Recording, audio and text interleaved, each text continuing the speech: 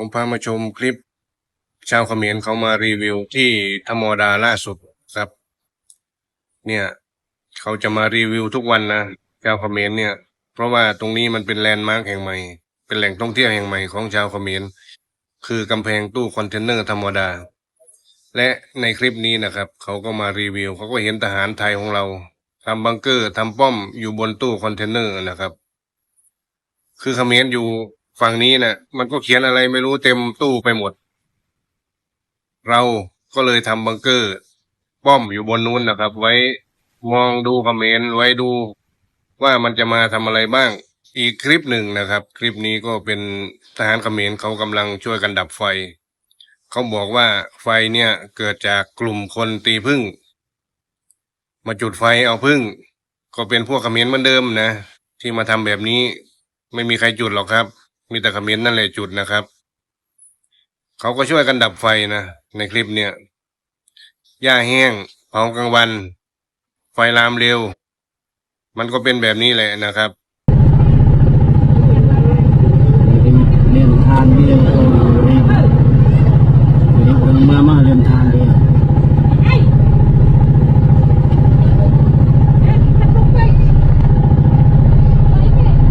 ตรีมมาว่าตรีมแล้วก็ตรีม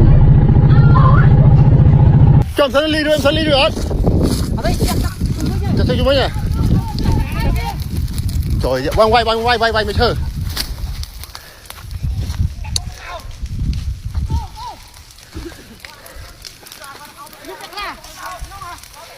ไปđặt theo cháu đó cho bay luôn cạnh bị thơ bay thầy bong cho chụp nó mô mình từng bộ phim mình không teo phụ đang tạo cho mô ra sao tôi dẹp vào rồi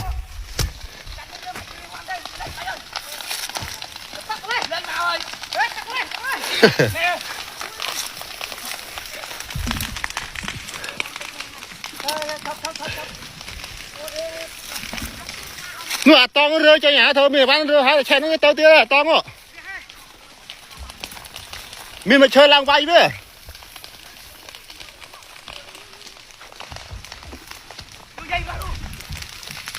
rồi ạ quay á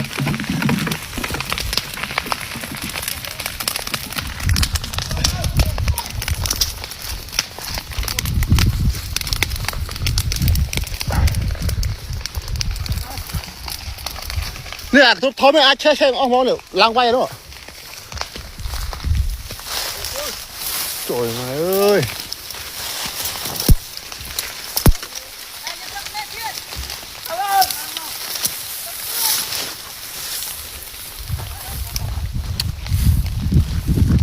ai mà làm được cho quay vậy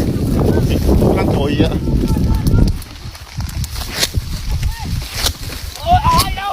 trời mà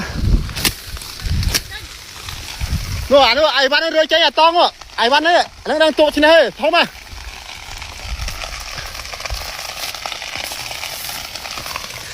nè bọn ai bắn đấy mình thử ai bắn rơi cháy nhà hơi á mình lương ấy nè bây giờ lương ấy cháy ốc lương ấy á nè bắn nó vô cháy ốc rồi vậy chẹp lương ở kháng chẹp lương ở kháng rồi sao đó ở tầng rồi giờ mình lương ở đây đây giờ xe nó chọt vào đâu nhỉ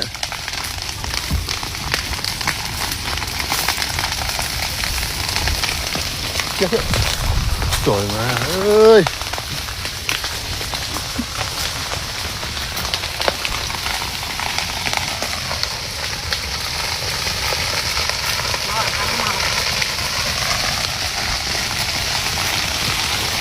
ô thằng này luôn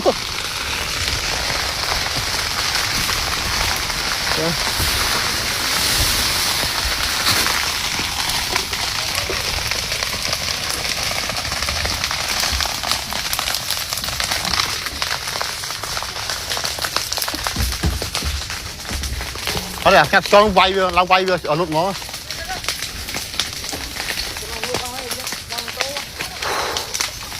โอ้ย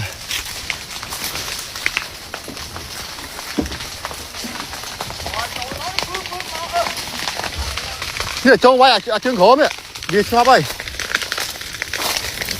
jongไว้trường khổมั้งcoi một bị lớn chứ đó ngọt ai nha Kìa, kìa, kìa, kìa, kìa. Trời mà ơi.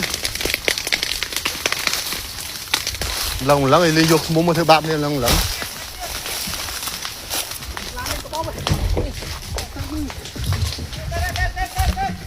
Bạn cho nó bay chương trưởng khóm bây giờ, chương khóm phơi khóm này phơi khóm này.